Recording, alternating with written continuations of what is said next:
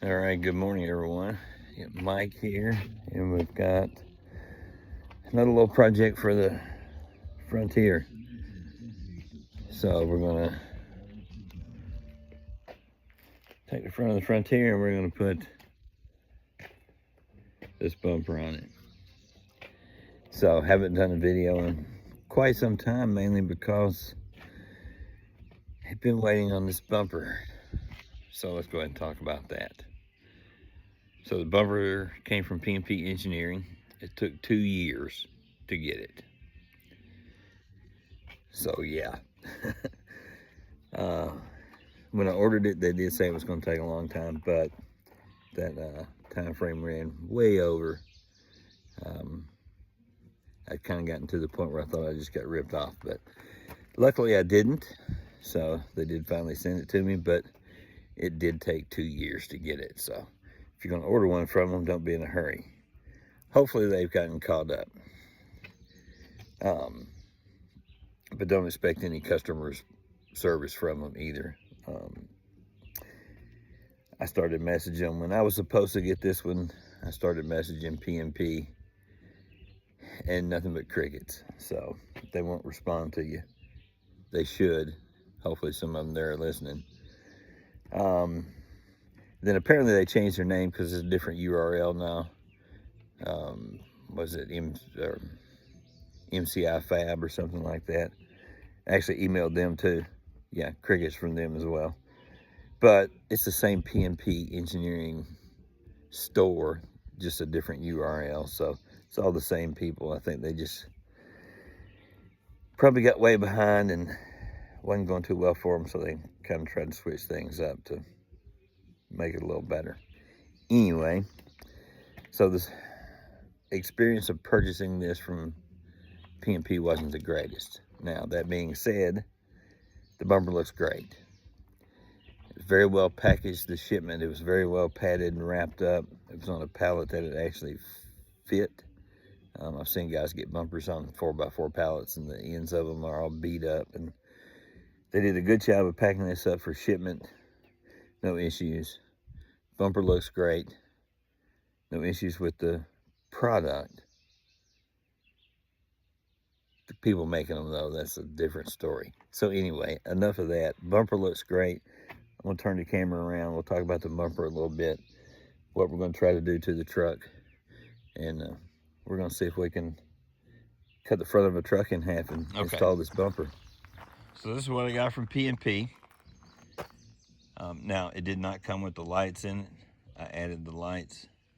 I just went ahead and put those in. There's some RC lights. They're DRLs. 18,000 lumen main bar across the middle.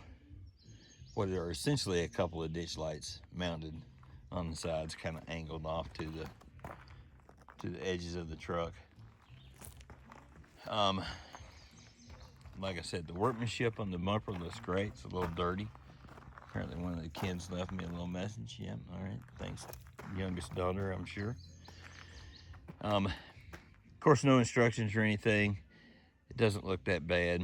It's only a few pieces. A couple of them are skid plates. Can't be that hard. However, it did come with these little L brackets that, yeah, no clue. So I'm assuming that'll become apparent as I'm installing this. So P&P, not only did it take forever, but a little diagram would have been awesome too. But we'll figure it out. Okay, so on the truck here, it appears that this line that cuts through this is probably where the cut mark will be to cut that cap in half. Maybe a little above that line. I'm not totally sure. So what we're going to do is we're going to take the front cap off of the truck, get everything out of the way. That way I can wash where we're going to put this bumper. I am going to get my undercoating out. I use a fluid film for undercoating. I do live in Wisconsin, so we see a lot of salt in the winter, and that stuff does a very good job of helping keep things clean. So as I install this, I am going to put a layer of fluid film in between the bumper plates and the frame and stuff, just to get some protection in there so stuff doesn't get down in between them and cause me issues down the road. The fender liners, what I'm going to do with them for now is I'm going to leave them in place.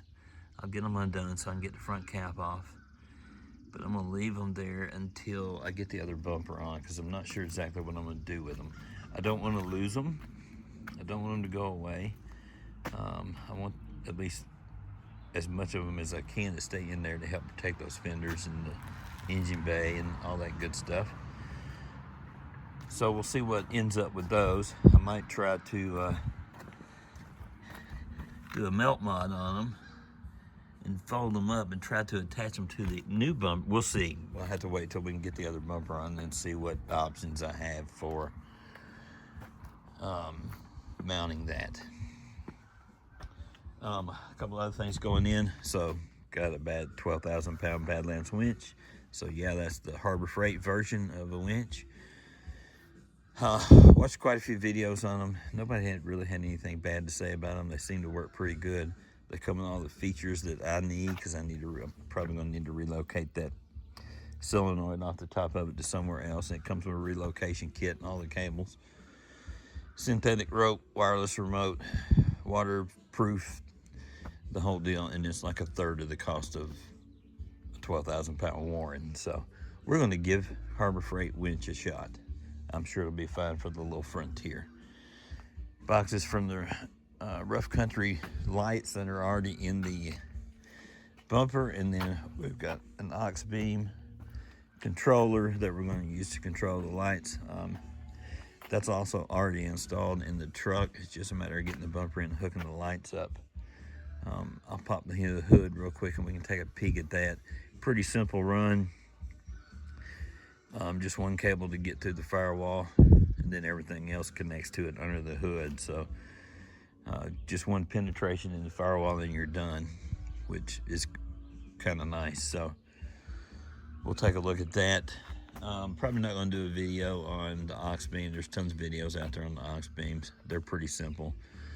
I'm not probably going to do a video on the winch other than trying to install it and relocating the electronics on it so it'll fit. But there are tons of videos out there for those Harbor Freight Apex winches if you want to take a look at those. But like I said, they have all the features and they're way cheaper than some of the other options. Okay, so I'll tell you what, let's pop the hood. We'll take a look at that aux beam real quick. So I just mounted it right here. Obviously you can see the little tabs. It's just mounted in there with 3M strips. It won't come loose. It'll stay and it's out of the way. Cable just runs down underneath, and then there's a penetration on the firewall on this side. We'll look at it.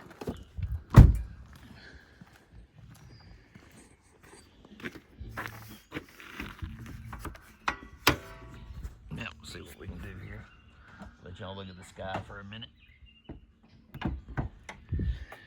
Okay. So this cable here is from our aux beam controller, which is right over there on top of the fuse panel.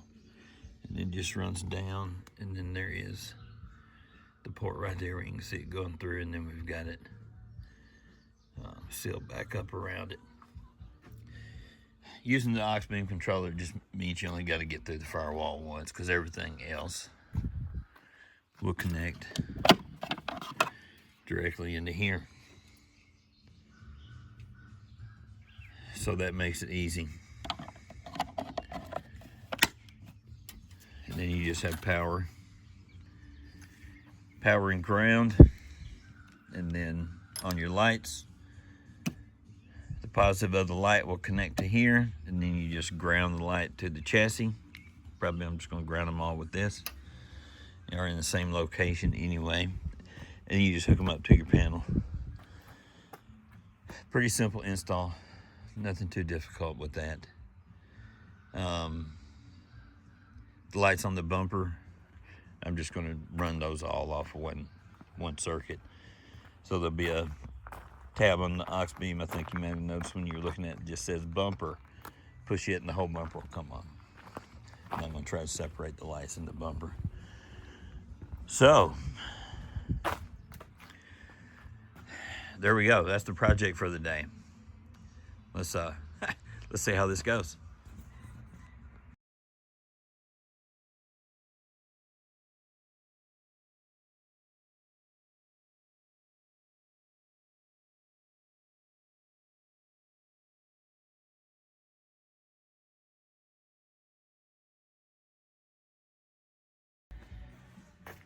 Okay, so we're at the halfway point.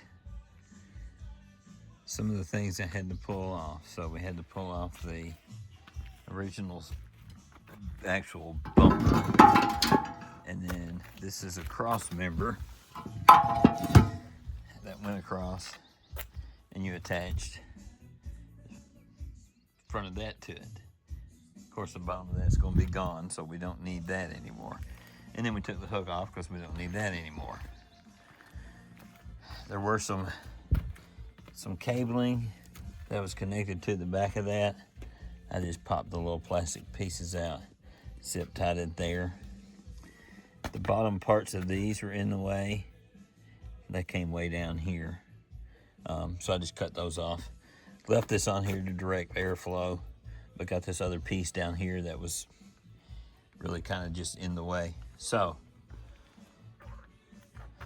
this is the midway point. These are the cables for the fog lights.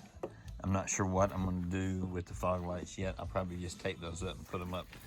I did discover that the two little L brackets are actually for fog light relocation, if you want to do that. Now I have lights in the bumper, so we'll see. I may add some fog lights on the bottom just for the driving style fog lights like that are in it. But we'll see. It won't be those. Those are trash. So anyway, halfway point. You can see the front of the frames here, and that is where this dude here is going to bolt on right there.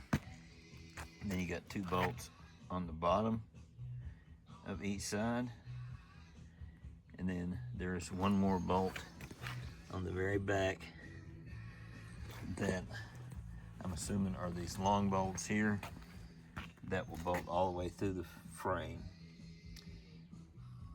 So two short bolts for the two in the front, two longer bolts for the two underneath. So when we put it up, there'll be two that mount underneath here. And then this whole way back here is where that other bolt will go all the way through and connect it to the frame. So this is the halfway point, and that is everything that I had to take off. Bumper, hook, and then that cross member bracket there that was just 6 little nuts. Take it off, get it out of the way. Don't need it anymore. So, time to reassemble.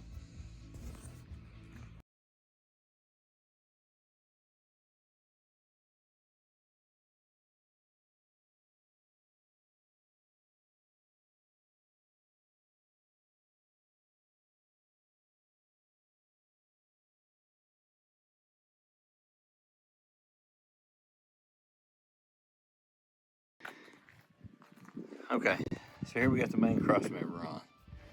So it's basically 5 bolts on each side. You got the 2 on the front here that are short bolts. And you have 2 more here underneath, which are the little longer bolts. Then you have the really long bolt with the nut that goes through the frame and attaches that side plate to the frame. So that's it for that. So now we're going to try to throw a winch on there and see how much room we have.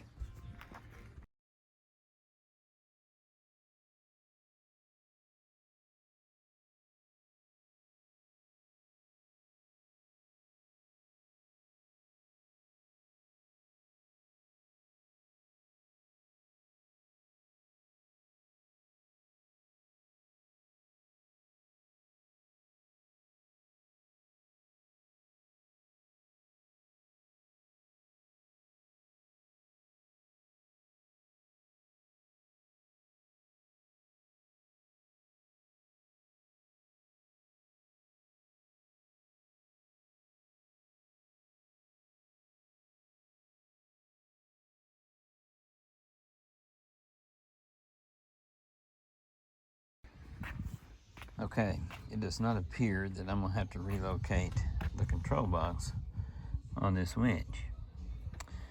So I've got the winch halfway bolted in there. Just got a couple of bolts on the bumper. If you set it all the way up, it does not hit. Well, how convenient is that? So, apparently we don't have to relocate, which that makes the job a whole lot easier.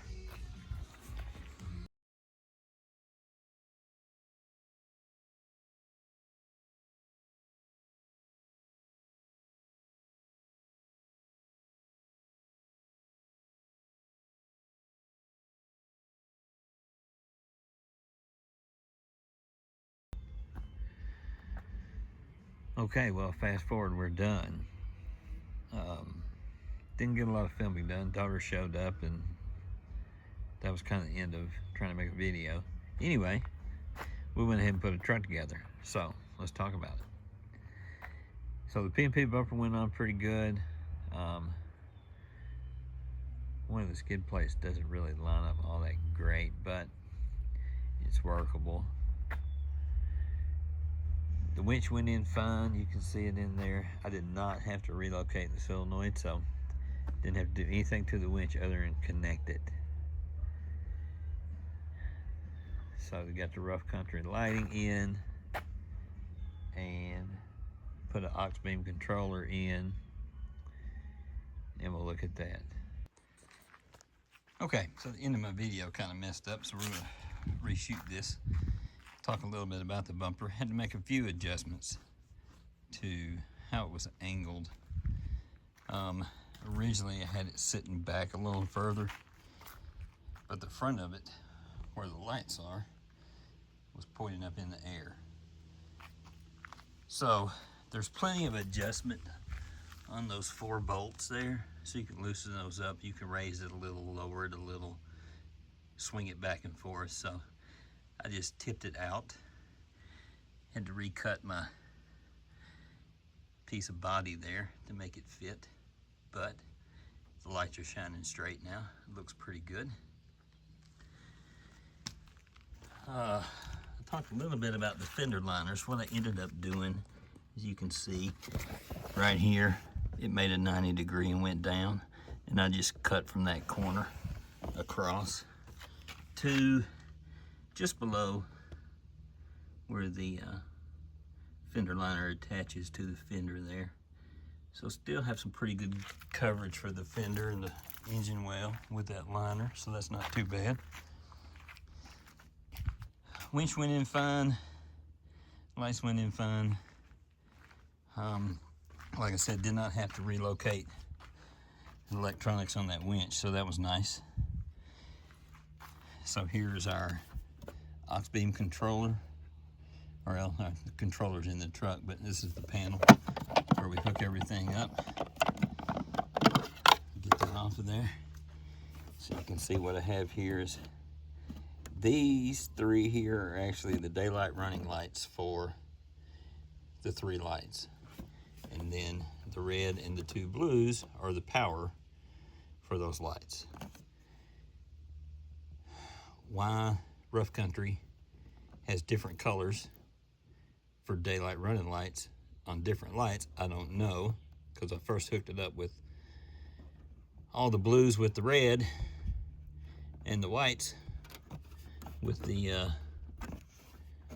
together, and that ended up being wrong. That was backwards. So the two small lights, the cabling is backwards. The white ones are the daylight running lights, and the blue ones are the power for the main lights. And then on the main light bar, the blue one is the daylight power, or daylight running light, and the red is the power. So I'm not sure why they can color code their lighting the same, but not too big of a deal. So those just hook in there. I use some little crimps that you can put on there to bind those up, make it easier for those screws to tighten down on. And then we have the power for the winch, and then the power for the aux beam controller. And then the aux beam controller and all the lighting is grounded right here. I just got a wire brush out on my angle grinder, knocked all the paint off of that so I can get a good ground. And then the ground for the winch is right here. So power for the winch here, grounded to the chassis. These are all the cabling for the 3 lights in the light bar, and I basically just punched through the shielding there, pulled the grounds out so I could tap the grounds off here, and then run the shielded cable on over to the controller. So yeah, turned out pretty good. Wasn't too bad of a project. Everything works correctly. It looks good after a couple of adjustments, and yeah, I'm pretty pleased with it. Wish it hadn't have taken so long to get it, but it was what it was. But it's here and it's on the truck, so I'm happy with that. The next project we got coming up is I have some rock sliders ordered for the rocker panels. Those are coming from White Knuckle Off-Road. They are a bolt-on versus a weld-on. I'm not really a welder, for one. 2, living where I live with dealing with winter conditions and salt and stuff on the roads, in the fall I would like to be able to drop those off, clean out between the rock sliders and the frame, get that undercoated good so it doesn't get salt and stuff down in there and just rot out on me. So anyway, there we have it. P&P Engineering high clearance front bumper, Badlands Apex 12,000 pound winch from Harbor Freight, and rough country lighting in the bumper. So thanks for watching, and we will have a video on rock sliders coming along pretty soon, I hope.